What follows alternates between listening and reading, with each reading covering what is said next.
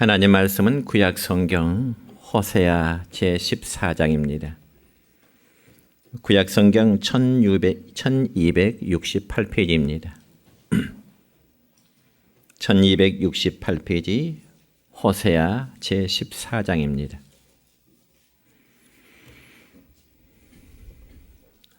(14장) 1절부터 4절까지 제가 말씀을 봉독해 드립니다. 이스라엘아, 내 하나님 여호와께로 돌아오라. 내가 불의함으로 말미암아 엎드러 졌느니라. 너는 말씀을 가지고 여호와께로 돌아와서 아뢰기를, 모든 불의를 제거하시고 선한 바를 받으소서.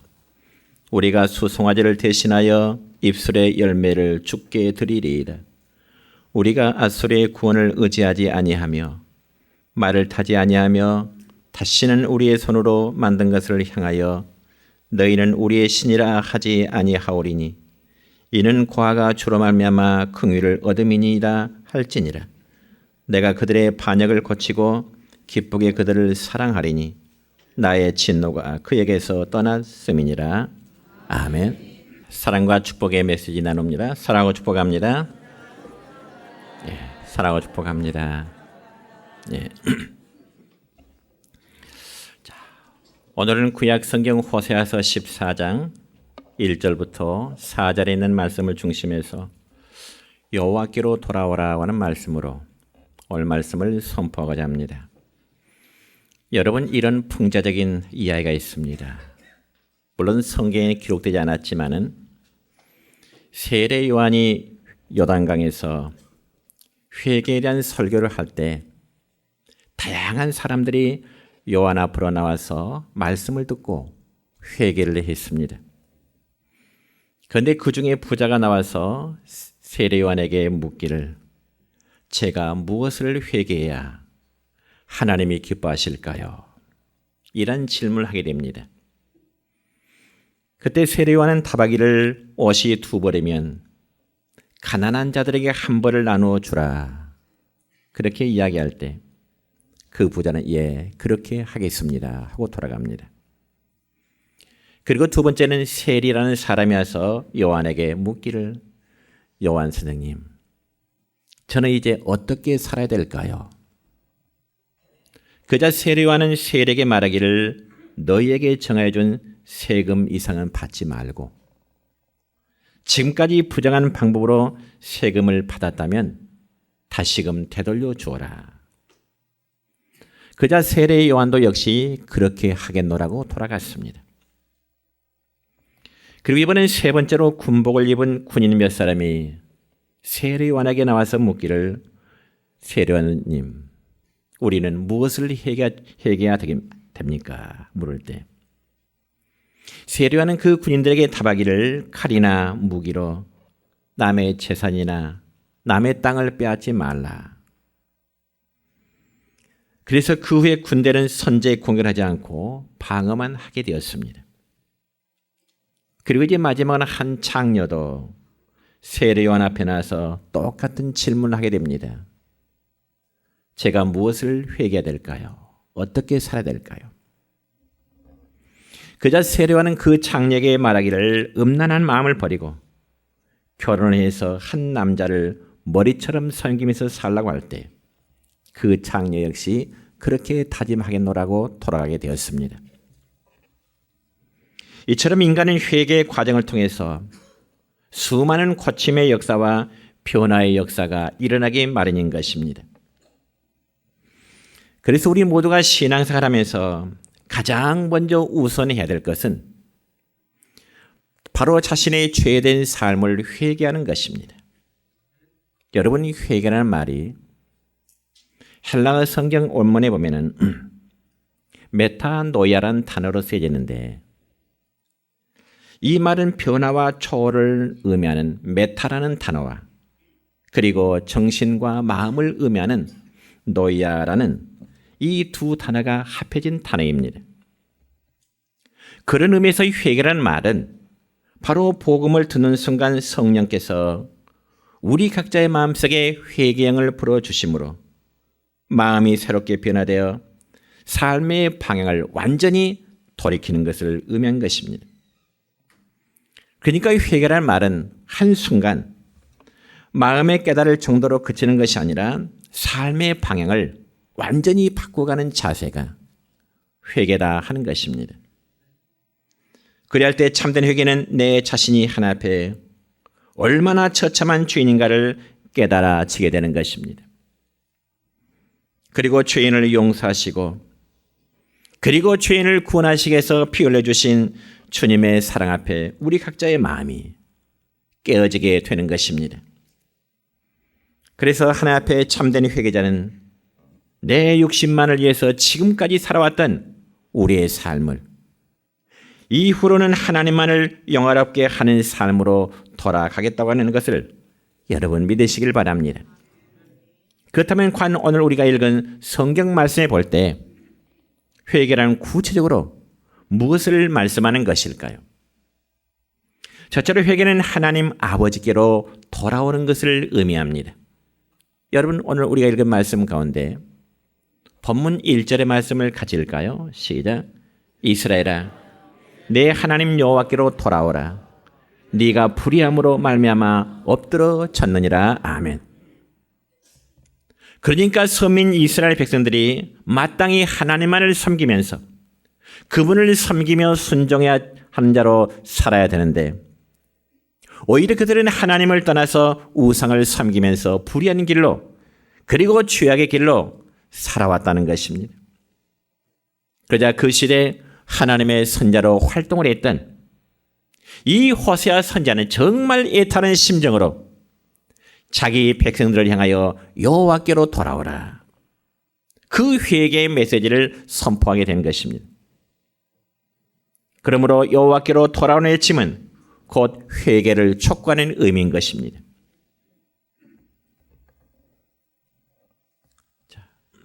사실 모든 인간은 과거나 지금이나 똑같이 하나님 앞에서 두 종류의 모습으로 설 수밖에 없습니다. 첫째는 죄가 드러나서 들킨 죄인, 그리고 선한 일로 자신을 잘 포장해서 죄가 드러나지 아니하는, 들키지 아니하는 죄인. 여러분은 과연 어디에 속한다고 생각하십니까? 그렇기 때문에 세상에서 우리가 어떤 모습으로 살고 있더라도 모든 인간은 하나 앞에서 부인할 수 없는 죄인의 존재임을 우리는 부정할 수가 없습니다. 그러므로 자신이 죄인이라는 사실을 인정한 사람이라면 당연히 자신의 죄에 대한 고백, 즉 회개를 해야 되는 것이요. 그러면 과연 우리 각자가 죄에 대한 회개를 할 때 우리의 삶에는 어떤 결과를 맞게 될까요? 여러분, 죄의 매임의 상태에서 벗어나 더 이상 우리는 바로 죄의 권세 아래 머물러 있지 아니하고 우리는 회개한 자에게 받아지는 은혜가 바로 그리스도 안에서의 참된 자유함이라는 것입니다. 그리고 죄를 용서하는 효력은 오로지 예수 그리스도의 피 공로뿐임을 여러분 믿으시길 바랍니다. 그리할 때 죄의 용서를 받은 성도는 당연히 과거에 우리의 죄된 삶으로 다시금 되돌아가서는 안 되는 것입니다. 그러면 여러분, 성경에 기록된 이스라엘 백성들은 하나님의 은혜와 복을 받으면서도 자꾸 과거의 죄된 생활을 그리워하게 되고 자꾸 과거의 죄된 생활을 답습하게 되는 것입니다. 그래서 호세아 선지자는 자기 백성들을 향하여 죽어마땅한 죄의 길로 행하는 백성들에게 살 길이 있다, 소망이 있다. 그것 때문에 호세아 선지자는 자신의 백성들에게 회개를 촉구하게 된 것입니다. 여러분, 호세아라는 이름의 뜻은 바로 구원이라고 하는 이름의 뜻입니다. 그러면 과연 호세아를 통한 하나님의 구원은 과연 어떻게 이루어졌을까요? 먼저 호세아의 가정 배경부터 우리가 살펴볼 필요가 있습니다. 여러분, 호세아는 하나님의 지시에 순종하여 아주 음란한 그 고멜이라는 여인을 아내로 맞이하게 되었습니다. 여러분, 이 점에서 구약성경 호세아서 1장 2절의 말씀을 보면은 이런 말씀이 기록됩니다. 시작. 처음 호세아에게 말씀하실 때 여호와께서 호세아에게 이르시되 너는 가서 음란한 여자를 맞이하여 음란 자식들을 낳으라. 이 나라가 여호와를 떠나 크게 음란함이니라. 아멘. 우리는 호세아서 1장 2절의 말씀을 보면은 하나의 의문점을 가져올 필요가 있습니다. 그게 무엇인가 하니 왜 하나님께서는 선지자의 아내를 음란한 여성으로 선택하도록 했을까요? 다른 일도 아니고 정말 죄에 대해서는 냉혹하게 책망한 선지자인데 오히려 음란한 여인 고멜을 아내로 맞이하라는 것입니다. 그러면 과연 하나님께서 이처럼 호세아 선지자로 하여금 아주 음란한 여인을 아내로 맞이하라고 하신 그 하나님의 뜻은 과연 무엇 때문일까요? 그래서 바로 고멜과의 관계를 통해서 이스라엘 백성들의 타락한 모습을 호세아 선지자에게 알려주시기 위한 그러한 마음 때문입니다. 그러면서 동시에 그러한 타락한 백성들이라도 사랑하신 하나님은 그들이 회개하고 돌아오기를 애타게 기다리고 계심을 보여주시기 위한 바로 하나님의 뜻이라는 것이죠. 여러분, 실제로 호세아의 아내 고멜은 음란한 여자이기 때문에 호세아와 결혼 생활을 살아가다가 집을 나가버리고 다른 남자와 생활하게 되었습니다. 그러니까 요즘 말로 표현하자면 아내가 아예 바람을 피우고 집을 뛰쳐나가버린 거죠. 여러분, 그럴 경우에 보통 남편이라면 어떨까요? 아내를 사랑한다고 할 수 있을까요? 배신감을 느끼겠지요. 결코 쉽지 않을 일일 것입니다. 그럼에도 불구하고 호세아 선지자는 그런 아내 고멜을 용서하고 다시 돌아와 전보다 더 사랑하게 됩니다. 그럴 경우 여러분 정상적인 사고를 가진 여성이라면 자신의 지난 과거를 뉘우치며 남편의 사랑 속에 아름다운 가정을 이루어가야 하는 것이 너무나 당연한 일일 것입니다. 그럼에도 호세아 선지자의 아내 고멜은 또 가출하게 됩니다. 다른 남자와 생활하게 됩니다. 여러분, 그 정도라면 아무리 마음이 넓은 남편할지라도 더 이상 아내를 사랑한다, 더 이상 아내를 맞이한다는 것은 아마 불가능한 일일 것입니다. 그런데 호세아 선지자는 또 수소문에서 집 나간 아내 고멜을 데려오게 됩니다. 그리고 모든 것을 용서하며 다시 사랑해 주게 되는 거죠. 여러분, 이것을 볼 때 고멜은 음란한 여인이었지만 호세아는 그럼에도 불구하고 아내를 끝까지 용서하고 사랑을 베풀게 되는 것입니다. 또한 고멜은 다른 남자의 품으로 여러 차례 갔지만 호세아 선지자는 그런 것 아랑곳하지 아니하고 아내 고멜을 다시금 데려오게 된다는 것입니다. 심지어 고멜은 음란의 행위로 말미암아 돌에 맞아 죽임을 당하지만 그럼에도 불구하고 남편 호세아는 그런 아내의 부정함을 다 감추어지고 여전히 아내를 향한 그 사랑에 변함이 없는 모습을 보이게 되는 것입니다. 그러면서 호세아는 고멜과 살면서 세 아들을 낳게 됩니다. 첫째 아들의 이름은 이스라엘이라고 이름을 지는데 그 이스라엘 이름의 뜻은 하나님께서 흩어버리신다는 이름의 뜻이 있고요. 그리고 두 번째로 낳은 아들의 이름은 로루하마라인데 그 뜻은 긍휼히 여김을 받지 못한다는 뜻이 있고요. 세 번째 아들의 이름은 로암미라고 했는데 너희는 내 백성이 아니다. 여러분, 이 세 아들의 이름을 뜻을 보면 공통적으로 어떤 특징이 있을까요? 다 부정적인 의미의 특징이 있습니다. 다시 한번 반복하자면 첫째 아들의 이름은 이스라엘이라 했는데 하나님께서 끊어버리셨다. 흩어버리셨다. 두 번째 아들의 이름은 로로아마, 즉 긍휼함을 받지 못한다는 뜻이고요.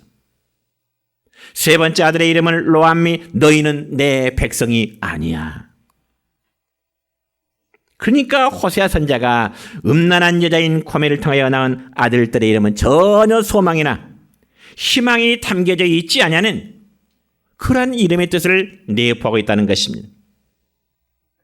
그러므로 이들의 이름은 당시 이스라엘 백성들의 삶의 모습과도 같았던 것입니다. 그리고 오늘날 마음에 하나님과 예수님을 섬김이 없는 이 세상 불신자들이 살아가는 그런 삶의 모습과도 똑같다는 것입니다. 그럼에도 하나님은 호세아 선자로 하여금 음란한 아내를 사랑하라고 하신 것처럼 이 세상에 범죄하고 소망이 없는 이스라엘 백성들을 하나님 내가 끝까지 사랑하겠다고 하는 그 사실을 호세아 선자에게 보여주고 있는 것입니다. 여러분, 이와 같은 경우는 우리가 신약성경 누가복음 15장에 보면 탕자의 비유와도 너무나 유사한 점이 있습니다. 여러분, 둘째 아들은 아버지에게 물려받은 자기 몫의 유산을 가지고 먼 나라로 떠나게 되었습니다. 그리고 그 채무를 가지고 허랑방탕하다 보니 아버지로부터 물려받은 그 유산이 이미 바닥이 나버렸습니다. 그런데 때마침 그 나라에 큰 흉년이 들게 되고요. 이 둘째 아들은 먹을 것이 다 떨어지자 할 수 없이 남의 집에 들어가 돼지 기르는 일을 도와주면서 굶주린 배를 채워야만 했던 것입니다. 그렇지만 둘째 아들은 돼지들이 먹는 쥐엄 열매라도 배를 채우려 했지만 그것만도 주는 사람이 없었다라고 성경에 기록합니다. 그러니 굶어 죽을 지경에 이르게 된 것입니다. 그때 둘째 아들이 깨달은 바가 뭔가요? 아버지 앞에 부끄럽고 정말 염치 없지만은 그러나 자신이 굶주림 속에 죽는 것보다는 살기 위해서는 다시금 아버지의 집으로 들어가는 길밖에 없음을 둘째 아들이 깨닫게 되는 것입니다. 그러면서 드디어 자신의 죄를 뉘우치고 아버지께 돌아왔을 때 아버지는 둘째 아들을 어떻게 맞이한가 성경에 보니까 얼싸안고 기뻐하며 큰 잔치를 베풀었더라 말씀하십니다. 그러니까 탕자에 비유해서 강조하는 바는 비록 소망 없는 아들이 아버지 집으로 돌아올 때 아버지가 정말로 반가이 맞아주십니다. 이와 마찬가지로 사랑하는 성도 여러분이요, 죄인 하나가 회개하면 하늘에서는 회개할 것 없는 의인 99으로 말미암아 기뻐하는 것보다 더하더라. 죄인 한 사람이 불신자가 믿음의 길에 들어오는 것은 하나님 나라에 회개할 것 없는 의로운 사람 99명보다 한 사람이 회개가 들어올 때 그 영혼이 더 귀하다고 말씀하십니다. 뿐만 아니라 죄인 한 사람이 회개하면 하나님의 사자들 앞에는 커다란 기쁨이 되심을 여러분 믿으시기를 주 이름으로 축원합니다.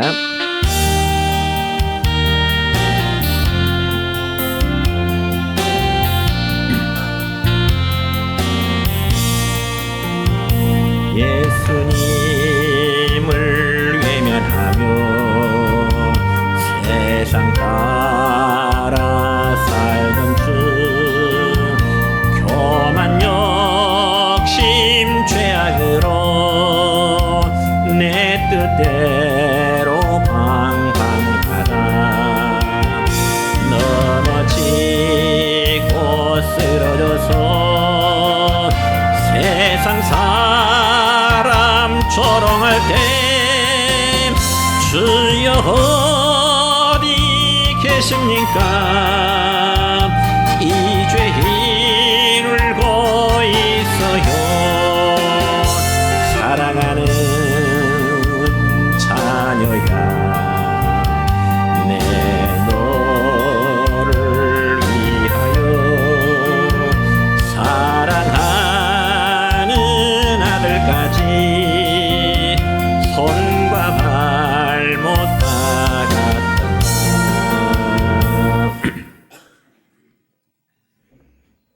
여러분, 저는 영국이라는 나라에 가보지 않았지만은 영국 런던에는 임페리얼이라는 전쟁 박물관이 있다고 하는데요. 그것은 아주 특이한 그림이 하나 있다고 합니다. 그 그림은 바로 로마의 제50대 황제였던 데오도시우스 황제가 성당에 들어가려 하는데 그 당시 임페리얼 그 당시의 대주교였던 암브로시우스라는 대주교가 황제가 성당 안에 들어가는 그 발걸음을 가로막고 있는 그림이라고 합니다. 물론 우리 기독교 역사를 보면은 이 로마의 5시대 황제인 데오도시 황제는 당시의 기독교를 이제 로마 제국의 국교로 인정했던 그런 황제입니다. 그럼에도 성당의 대주교가 황제의 성당 출입을 막았다는 데는 무슨 이유가 있을 게 아니겠습니까? 한 번은 데살로니가 사람들이 자신들의 로마 통치를 반대하자 그 당시 데오도시스 황제가 데살로니가 사람들 약 1,500명을 무참하게 학살한 적이 있습니다. 그리고 나서 얼마 지나지 않아 황제가 이태리 밀라노를 방문해서 그날이 마침 주일이라 성당에 들어가려고 했습니다.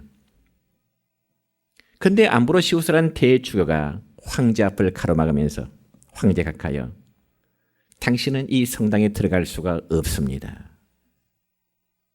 대주교가 황제의 발걸음을 가로막는 거죠. 그때 데오도시우스 황제가 암브로시우스 주교에게 묻습니다. 왜 못 들어가게 하는가? 그때 주교는 황제에게 이렇게 대답합니다. 당신은 죄인입니다. 사람을 죽인 죄인입니다. 그러면서 이 주교가 황제가 성당 안에 들어간 것을 가로막습니다. 그때 데오도시 황제가 다시금 암브로시우스 대주교에게 또 묻기를 그렇다면 다윗 왕은 나보다 더 큰 죄인이 않느냐? 다윗 왕도 전쟁터에 얼마나 많은 피를 흘렸지 않느냐? 그때 암브로시우스는 황제에게 아주 유명한 이런 말을 합니다. 다윗도 당신도 다윗처럼 회개하면 이 성당에 들어갈 수 있습니다. 그렇습니다. 하나님은 회개하는 자의 죄를 눈과 같이 그리고 양털같이 희게 하신다는 그 말씀을 여러분 믿으시길 바랍니다. 그러므로 다윗의 회개는 침상을 눈물로 적시는 처절한 회개였습니다. 그래서 회개하면 하나님은 심판을 돌이키시고 회복의 축복 주심을 여러분 믿으시길 바랍니다. 두 번째로 하나님은 회개하는 자를 사랑으로 용서하시고 치유하신다고 말씀하십니다. 여러분 성도가 신앙생활을 하다가 종종 어떤 분을 보면은 불신의 길로 그리고 세상으로 나가는 것을 보는데 그 이유는 무엇일까요? 당연히 세상의 삶이 더 좋고 아름답게 보이기 때문에 그랬을 것입니다.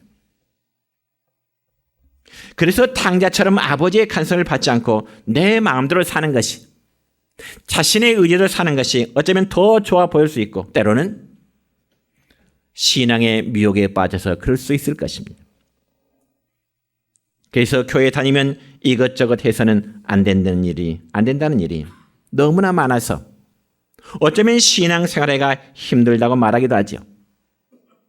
때로는 설교 말씀을 들으면 마음에 찔려 죄책감을 가지고 사는 것이 참 불편하는데 교회를 떠나서 세상 속에 살다 보니 전혀 그런 것에 거리낌이 없으니 너무나 자유롭다고 생각하고 말하는 분이 있습니다. 그래서 차라리 신앙생활하지 않고 교회에서 멀리 떨어져 세상 속에 파묻혀서 하고 싶은 곳, 가고 싶은 곳, 세상의 자유를 누리며 사는 것이 더 행복할 것이라고 생각하는 분도 있습니다. 그러나 그것은 대단히 잘못된 생각이지요. 여러분 세상 사람들이 누리는 자유는 사람들이 누리는 자유는 마치 탕자가 누리는 자유처럼 한순간의 즐거움이 있겠지만은 그 즐거움은 방탕한 삶일 뿐입니다. 그리고 그런 방탕한 삶은 일시적으로 매우 행복한 것처럼 보이지만은 실제는 우리의 육신과 영혼을 해치고요. 우리의 삶을 파멸로 빠뜨리게 하는 그런 삶이 되고야 마는 것입니다. 이를테면 아무런 간섭도 받지 않고 먹고 싶은 거 다 먹고요. 운동하기 싫다고 편안히 누워있으면 당장은 자유롭고 행복할 수가 있습니다. 그러나 그 결과는 어떨까요? 먹고 싶은 것 마음껏 먹고 운동하기 싶으면 편히 쉬고 있는 것이 결과는 비만이 될 것이고 건강을 잃게 될 것이고 고통을 당하게 될 것입니다. 또한 일시적인 즐거움이나 쾌락을 누리고 때로는 술이나 토박이나 마약에 빠지게 되면 결국 인생과 건강에 파탄이 이르게 될 것입니다. 그러니까 처음에는 그 길이 참 좋아 보인 것 같지만은 시간이 갈수록 우리의 마음의 심령은 피폐해지고 추해지고요. 그리고 허탈해지고요. 폐간자의 모습으로 변하게 됩니다. 그런데 분명한 사실은 사랑하는 성도 여러분이요. 우리 각자가 지은 죄에 대해서 회개하고 하나님 품으로 돌아가게 되면 용서를 받게 될 것이고 고침을 받게 된다는 사실을 여러분 믿으시기 바랍니다. 그래서 오늘 호세아 선지자는 본문 4절에서 선포하기를 내가 그들의 반역을 고치고 한마디로 회개하면 그들의 반역됨을 하나님이 회복시켜 주신다는 말씀입니다. 성경 원어의 단의 뜻을 보니까 이 반역이라는 원래 뜻은 등을 돌리고 떠나간다 그런 뜻입니다. 하나님을 반역한다는 것은 하나님께 등을 돌려버린다는 거죠. 그리고 하나님의 간섭으로부터 떠나간다는 거죠.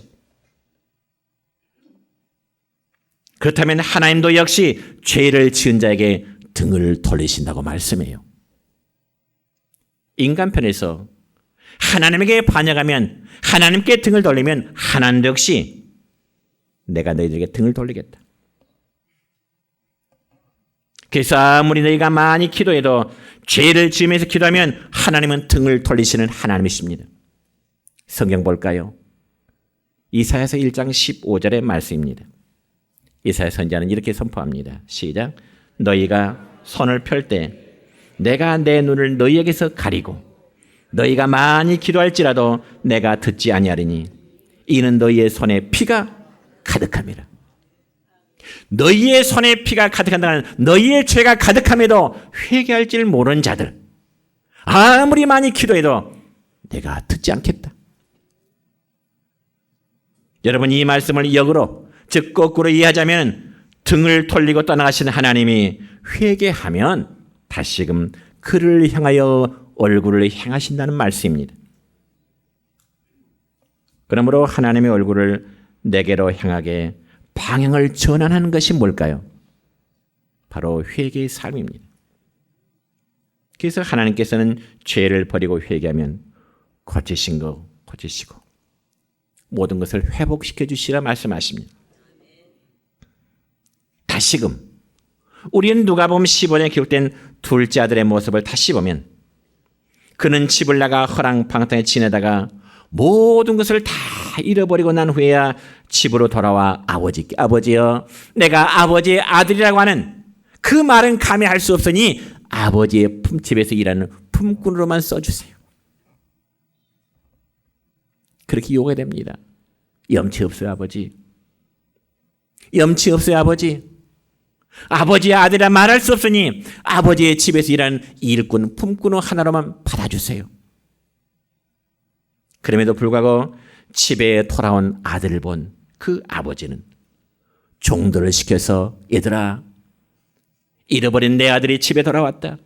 새 옷을 꺼내오더라. 둘째들의 손가락질을 끼워줘라.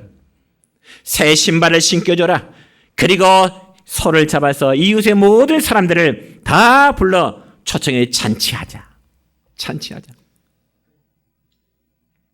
그러니까 한순간 먼 나라에서 방탕한 탕자의 모습이 이제는 종의 모습이 아니라 사랑받는 아들로 받아주시고 모든 것을 회복시켜 주신 것입니다. 이게 바로 우리가 죄에 대한 회개를 할 때 용서하시고 받아주시는 하나님 아버지의 마음이심을, 하나님 아버지의 사랑이심을 믿으시기 바랍니다.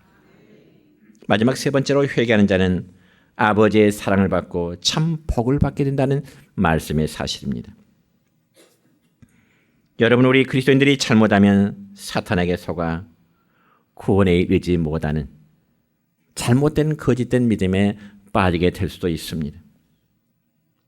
그렇지만 신약성경 사도행전 16장 31절의 말씀을 보면 주 예수를 믿음으로 우리는 구원을 얻는다고 하는 절대 불변의 말씀을 우리에게 교훈합니다. 그리고 예수님을 영접할 것과 구원의 확신이 있어야 한다는 말을 믿고 구원받은 천국 백성이라고 우리는 믿고 있습니다. 맞습니다. 틀린 말이 결코 아닙니다. 그래서 여러분, 신앙의 가장 큰 중심은 믿음이기 때문에 믿음만 있으면 천국 갈 수 있다고 우리는 이제 믿고 있습니다. 맞습니다. 아멘입니다. 그러나 정확하게 말하면 회개가 전제된 믿음이라야 구원함에 이를 수 있습니다. 회개가 전제된 믿음이라야 구원함에 이를 수 있습니다.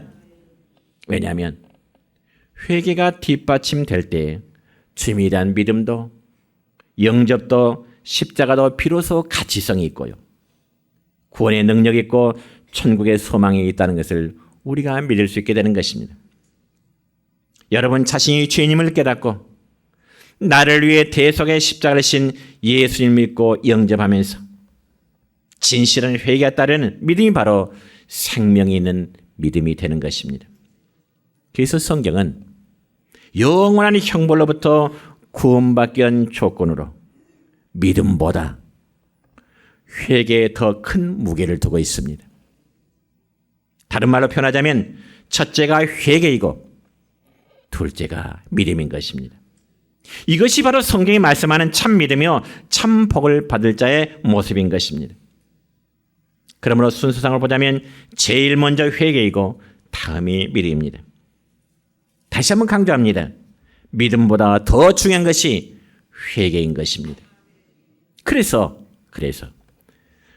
주의 길을 예비한 세례요한이 복음을 전할 때 첫 소리는 회개하라 천국이 가까이 왔느니라 였습니다. 그리고 예수님 역시 광야에서 외치신 첫 마디의 말씀 역시 세례요한이 외쳤던 말씀과 똑같이 회개하라 천국이 가까이 왔느니라 그 말씀이십니다. 만약 예수님이 믿음이 우선이라면 나를 믿으라 그럴 수 있겠지요. 그러나 세례요한이나 예수님이 선포하신 메시지의 첫 마디는 회개하라 였습니다. 그러므로 회개가 없으면 죄의 삶을 받을 수가 없고 회개가 없으면 죄 용서 받을 수가 없고요. 회개가 없으면 세상 죄를 지고 십자가를 지신 예수님의 십자가를 우리는 무가치하게 여길 수밖에 없는 것입니다. 그래서 하나님 나라 천국은 회개하여 죄 사함받아 의의 애복을 입은 자들이 들어가는 것임을 여러분 믿으시기 바랍니다. 그런 반면에 회개 없는 믿음은 신기로와도 같습니다. 환상일 뿐이에요. 그래서 예수님은 실로암 망대가 무너져서 많은 사람이 죽은 그 사건에 대해서 말씀하실 때 누가복음 13장 5절의 말씀을 보면 이런 말씀이 있습니다. 시작. 너희에게 이르노니 아니라 너희도 만일 회개하지 아니하면 다 이와 같이 망하리라. 회개하지 아니하면 어떤다고요? 망하리라. 회개하지 아니하면 어떤다고요? 망하리라. 설교는 여러분에게 좋은 소리만 외치는 게 설교가 아닙니다. 죄를 해결하러 갈 때 여러분 각자의 죄가 무엇인지를 한번 기억해 보시기 바랍니다. 자신이 지은 죄에 대해서 합리화시키지 마시기 바랍니다. 우리 성도는 여호와께 돌아간 일에 힘써야 할 것이고 여호와께로 돌아간다는 그 말씀은 호세아 선지자 그 백성들 향하여 여호와께 돌아오라 이 말은 김동수 목사가 우리들 성도들에게도 똑같이 전하는 메시지인 것입니다. 모든 성도 여러분이요 여호와께 돌아가십시다. 그것은 바로 죄에 대한 회개인 것입니다. 여러분의 생활 속에 나타난 죄의 유형이 어떠하든지 다시 한번 강조합니다. 스스로 합리화시키지 마시기 바랍니다. 나는 다른 사람들보다 좀 더 나아? 아닙니다. 우리가 행한 죄악이 크든지 작든지 밖으로 드러나든지 드러나지 않든지 우리 늘 죄에 대한 고백으로 우리의 심령이 항상 청결해지는 여러분 되시기를 주님의 이름으로 축원합니다.